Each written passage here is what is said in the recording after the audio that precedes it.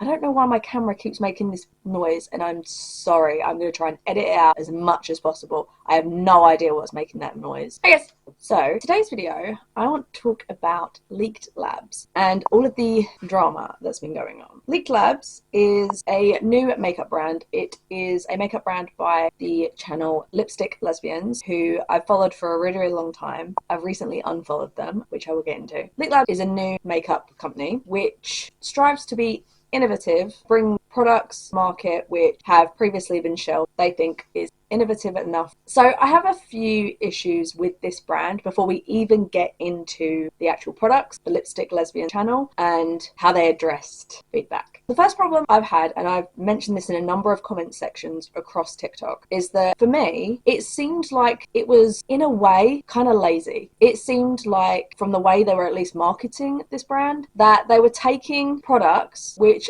other people or companies had probably patented, obviously put a lot of time, effort, and money into, and they were literally just, it seemed, buying that product and putting their face on it. Maybe like changing some colours or whatever. So they did what a lot of people sort of think influencers have been doing with collab for years, which is literally just adding colours, approving a design, and then profiting from it. The second problem a lot of people are having a problem with is that this has been seen as an unfinished product. The product is a flexi powder, so it's meant to be an unbreakable powder in 4 colours that comes in a very cheap looking tin. We've solved one of your biggest pain points. Flexi is unbreakable. Just like that, Flexi is unbreakable, unless you rip. Who knows if Amplify Flexi Powder will influence the future of what powder products look like? We'll just have to wait and see. The reason it comes in, I guess, a cheap tin is because it's not completely finished. And that's kind of an issue because they're charging $34 for something unfinished. It doesn't come in a luxury packaging. I was watching Beautiful and Bothered and they even mentioned... Neither of us watched any videos of people who bought it from the website get it. Yeah. So when Kevin got the PR package, it came with a palette for all 4 of them and a spatula. I brought it with me. Yeah. This Kevin was in thought the box. that's what you were getting when you ordered that. So that wasn't the only thing you were storing them in. And So let we me were say- also judging the hygiene, if you will, from the standpoint of, okay, you put them on the palette, you can let them dry out on the palette, you can spray alcohol on the products on the palette, let it dry out, and then put it back in the tin. As far as the hygiene goes, not realizing people who bought it from the website were just getting the tin. They were getting mailed a box and this is the only thing in there. Yeah. There was no application technique. Because even I'll say this Amazon.com honey, bare minimum everything. No name that's fine. Yeah. But at least like there's a way you could probably get these mass produced and put them, especially because this was such a limited launch that you couldn't give everybody a palette and like a little more of like an artistry tool for $34. Yes. You're blowing my mind here. You are literally just getting 4 eyeshadows in a tin, which doesn't even seem very sanitary once you've sprayed it with a setting spray. I wanted to do a comparison because I've mentioned this a lot of times, I'm a makeup junkie, I'm a makeup hoarder and collector. I have a number of different products that I want to show how unbreakable they already are, and that this product, while it could have been bettered, kind of wasn't necessary and probably was one of the reasons why people didn't invest further into it. First of all, I wanted to show that spraying eyeshadows is something that has been done for years to get better pigment. So for example, this is a Pat McGrath palette. So this is an expensive palette and I wanted to utilize this as an example because it can be a really expensive palette as well as something more affordable. So if I just take my finger and swipe it onto my hand, whilst that is a decent pigment, if I now wet it, I'm just using up a bunch of my e.l.f. products. Please don't think that I support e.l.f. I don't anymore since the Matte Rife situation. I'm just gonna wet and pack on a bunch of pigment onto here. Swipe. See the chrominess of it, hopefully. It's hard to see in this lighting. I really need to get my softboxes out. The point is, that is an eyeshadow that is more sheer without wetting it, and then when wetting it, you get more of the pearl and pigment. Then, I have so many different formulas in so many different things. So I have a Revolution highlighter. This is in a balm. Again, unbreakable because it's in a balm. I have a jelly, which if I had the kitten highlighter by Stila, I would also be swatching this. What the heck? You know what? I don't even care if this thing sucks. This is really fun. But that is very comparable to what the Lipstick Lesbians are kind of trying to sell. Jelly highlighter. you know, before everyone started doing the stick jelly, which, although speaking of, I do have a Essence glitter stick. I don't love this one, but it's just a good example. And then I also have the matte cushion blush. Cushiony, very similar in a way to the Heaven Dew highlighter I was mentioning. And then lastly, similar thing, the e.l.f. Hopefully you can see that. That's just a handful of what I have on hand. I have a lot more in like boxes and things like that. So what I'm trying to suggest, at least, is that they're trying to fix a problem that doesn't exist already in multiple different formulas. Something that Johnny spoke about is also things like these sticks. A lot of different companies do them now. These glitter sticks, you've got like She Glam and things like that. Again, not breakable. And also the pigment on these, or like the about face ones and things like that, is just insanely better, easier to use, not just for a beginner, but also just someone who has disabilities and things like that. Like, I know that there are people that say that there's certain makeup products that just aren't useful for someone who has disabilities. That's one of the reasons why Selena Gomez tried to create her brand, so that she could be more like ableist, because she herself was someone who has, is it lupus? I believe she has like struggle gripping things, hence why a lot of her products have that large applicator at the top. The third issue a lot of people are having is for the price, because of the fact that it is, like I say, an unfinished product. Now, I think if they had come out with something as a palette, like a £4 palette like that, with the shades, even if it's just cardboard, and they showed the big flexy piece of shadow and showed, look, this is an unbreakable product. This is going to be great for someone who's on the go. If you're traveling, you're more likely to drop stuff or break things. This won't happen. Someone who's got kids, things may be more likely to break. If you have physical disabilities that cause you to be more shaky, then this would be perfect. But something in a tin can't do that. And I know that they've said in videos that this is not the finished product. Why am I paying to have a product that's unfinished for me to test and give you feedback? You're not paying for an unfinished good. And you're not paying to do the work for us. You're paying to participate in beauty's largest public focus group that's being documented. That they are looking to get feedback and then sort of finalize it or something. But this is one of the other problems. When they came out with their response video to a lot of negative feedback they were receiving, the way they spoke to their customers and consumers was incredibly condescending.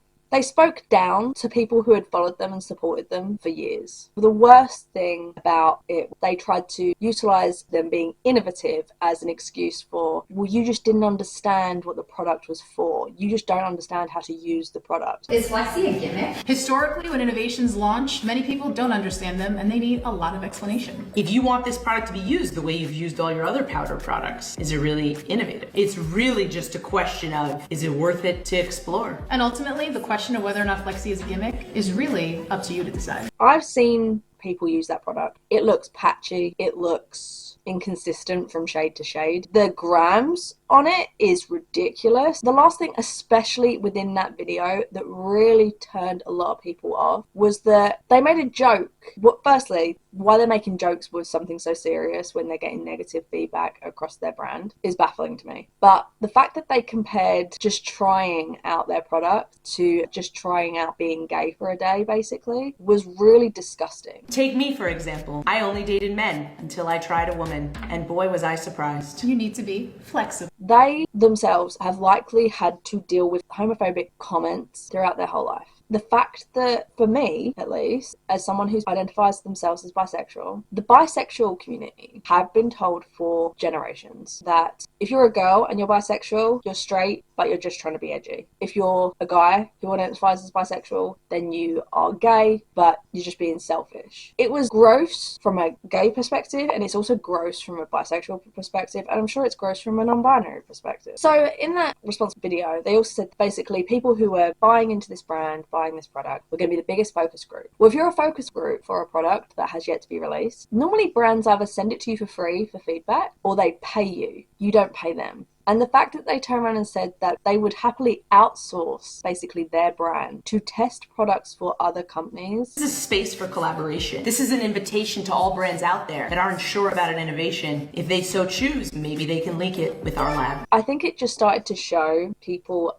that this channel, Lipstick Lesbians, which I think a number of people had already started to notice, they were very much leaning into the make money rather than educate. And this is the thing, I think Robert Welch has said it for a really long time, that educating people rather than the virality of like using certain products and stuff is going to be what people come back to YouTube or even just certain creators TikTok, because of the fact that teaching and even just honest reviews, people like Phoebe, Hannah, Robert Welch, and there's a bunch of other creators I follow on TikTok. The reason I follow them isn't because they use viral products, it's because I trust their reviews. I don't trust people like Michaela or Jaclyn Hill, people like that, because of the fact that they have been proved time and time again that they just sell. They're just shilling. Lipstick Lesbians, for a while, I fell off watching them because of the fact that there was so many videos of theirs that mentioned paid partnership. For pill proof. Looking fire. Old life. Do you want to wait 15 minutes and peel away all your moisture? Aerosol setting sprays like this one that are Makeup Forever Artist Color pencils have been my favorite pencils on the market. Seen a concealer glide like this. This is the new Milk. This is one of the sexiest things I've put on my skin. This is a huge deal. You've never felt anything like this. And that really just puts me off, because I know that they're just posting this to post to get that money from this company. And people had this same issue with Jaclyn Hill with Morphe. The amount of times that she mentioned Morphe in favourites videos, or just even when she was showing people how to make a certain eye look, how to do her base makeup or something like that, there was always a Morphe product or two or three or four that was being shilled. By Morphe brush, Morphe brushes, Morphe is the exact same quality as like Makeup Geek. And Morphe, the owner of Morphe. I am an affiliate with Morphe. I actually was their first affiliate. Morphe, oh my god, it's Morphe. I'm gonna go in with a Morphe gel liner. I swear to God, this video is not sponsored by Morphe. And that's how it feels with Lipstick Lesbians. And the fact that they have made out that this brand is all about feedback while having the worst tone possible when given feedback just shows they were only looking for the positive feedback. So what I wanted to do is I wanted to do a quick comparison on how Jaclyn Hill dealt with her first failed release from Jaclyn Cosmetics, which I appreciate now is closed, but I just think this is going to be interesting. Okay, so I'm going to go over this very, very quickly, but Jaclyn Cosmetics was a brand that was created by Jaclyn Hill. Jaclyn Hill is a YouTuber, turned now TikToker. The first release she had was, I think it was 20 universal nude shades, from very light to cool tones. There was different undertones like cool and pink, but there was also very deeper sort of shades. So they were meant to be $18 each, I think, but she also did like sets. Each lipstick is $18, the trios were $49, and the total 20 nude collection was $295. The problem was, when people were getting these lipsticks, they were hairy, they smelt like crayon. Smell to me is a little Play-Doh-y. Which, if anyone's had lipstick for a really long time, they know that old lipsticks smell like crayons. New lipsticks don't smell like that. People were finding little like balls in the lipstick, which clearly was just the ingredients hadn't broken down properly when they were being mixed. This was explained by the fact that apparently they were doing things very, very quickly. They were literally like created the month before they were meant to go live, apparently, and that's why. But also, people were finding gloss in some of these lipsticks. Now, the difference between Jaclyn and Lipstick Lesbians. First of all, I completely appreciate that all of the Lipstick Lesbians products, whilst in very affordable, probably AliExpress packaging, no one has highlighted, I believe, please let me know if I'm wrong in a comment below, no one has said they are having issues with contaminants in their products. Whereas with Jaclyn's, they did. And her first reaction to someone commenting saying, should my lipstick look like this, because it was very grainy looking, was immediately to go on the defensive, the same way the Lipstick Lesbians have. It took a few similar comments to this, people showing that they had swollen lips, some people had cuts on the lips using these lipsticks. People were very concerned when it was quite clear that a lot of people were having issues. From memory, I believe she deleted the tweets, and then after so many days she came back. This may have been before or after, I don't remember, it's been a long time, but the Jaclyn Cosmetics Instagram was deactivated. Don't recall if this was before or after. So when Jaclyn made an official statement and video showing some receipts of when ingredients were bought, not when batches were made, she did take responsibility for a lot of this stuff. However, all the lipsticks were refunded, however they weren't recalled, and that has always felt very wrong to me. Considering the amount of problems there were, the amount of infections people could have got, they may be like just grainy, but other people were finding fucking glass and hairs in them. There was pictures of this lab that was used it showed a dog running around there. Now, don't get me wrong, I love dogs, I love animals, but they shouldn't be anywhere near where cosmetics or food or etc. are being made. Anything that could contaminate a product shouldn't fucking be there. It seemed like these bats that these lipsticks were mixed up in just were never cleaned out properly. And I reckon the first batch, especially, the first few batches, there'd probably been dust and hair just lingering in these bats. And when they started to mix them up, all of that stuff got churned into those lipsticks. I still think the crayon selling ones were probably old stock that they really had to just kick out, because otherwise they were going to lose money and have to throw them all away. But I truly believe all the little hairs that people were seeing and finding, I'm sure that that was because of the fact that these bowls were just never cleaned, because that lab had some serious problems. Marlena from Makeup Geek. I was at this lab working on my concealers that I never launched. They had shards of plastic in them, they had fingerprints, they had hairs in them, they had black specks in them. Does that sound familiar? Said the very same. She literally warned Jaclyn about not using them. I saw Jaclyn there. One of my staff members go to the bathroom, comes back and was like, Jaclyn's here. And I was like, okay, this is unprofessional for the lab rep's part. It was like, oh yeah, we're working on Jaclyn's lipsticks. So after I got my concealers that had all of these issues with them, I had let Jaclyn know. I was like, look, I've had issues with these concealers. I know you were at this lab or whatever, but don't work with this lab because I had a really shitty problem with them. But she didn't listen. And I'm pretty sure she didn't listen because it wasn't Jaclyn's brand. I've said this for a while. Since the brand was sold off, it's kind of been confirmed that Jaclyn was really just the face of the brand. That Morphe were the ones who did everything else. So Jaclyn may have chose colours, may have been the face of selling the products, etc. But she wasn't the girl boss that she was selling herself as. She didn't own that brand. It was just an influencer brand. And Morphe did all the legwork for it seemed. After everyone was refunded and the products not recalled, years later, Jaclyn has still said these lipsticks are safe to use. She still uses them to this day. Now, that fucking video where she made those lipsticks was 6 years ago. In no way, shape or form should you be telling people to be using your lipsticks 6 years later. Because it doesn't matter how good those lipsticks were, they would be out of fucking date by now. Don't get me wrong, I definitely use lipsticks that are more than 6 years old. But I wouldn't be telling people to use mine. That could literally get you sued. I genuinely think we may see very, very similar from the lipstick lesbians in 6 years' time, where they'll say people just didn't understand our brand. Very much the Shane Dawson sort of thing, where he's gone on a podcast and said, oh, you know, I was cancelled and no one really understood, or whatever the fuck his excuse was. So, in conclusion, what I want to say is I think the lipstick lesbians sold themselves of understanding product development. One of the things that I found very impressive was that, I don't remember her name, one of the lipstick lesbians, they could swatch a product, whether it was a lip liner, eyeliner, a lipstick, and say, oh, that's made in Italy or Czech Republic, because they could tell by the creaminess of the formula. And it gave them credibility. In a similar way to Jaclyn being a makeup enthusiast, but doing makeup collabs with mostly Morphe, but with Becca as well. I mean, Champagne Pop was one of the most viral highlighters of all time. People still buy it to this day since Becca was bought up by Smashbox. The point is, Jaclyn gained virality, gained credibility with the way she taught people. And that's exactly the same as what lipstick lesbians have done. And then she tried to sell a product which was not good, immediately got defensive with feedback, which is exactly the same lipstick lesbians have done. I truly hope, considering the lipstick lesbians are older, I believe, than what Jaclyn Hill was at the time of launching Jaclyn Cosmetics, I hope they genuinely sit down and properly understand why people have got a huge problem with their brand. I think it was Johnny on the Beautiful and Bothered podcast even mentioned that this is like an unfinished product, technically, that they're charging people $34 fucking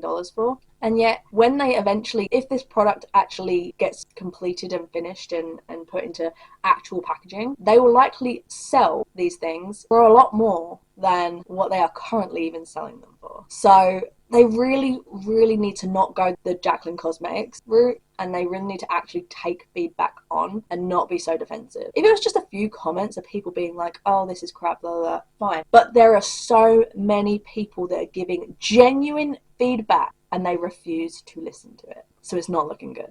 If there are any updates, I think they're making a video about this whole thing at the moment. So depending on what is said, I might make a reaction of that whole video. It might be one of those ones where I see the first 60 seconds and go, oh yeah, I need to react to this. If you want to see that, make sure to subscribe. But I hope you enjoyed the video and I hope to see you all in the next one. Bye!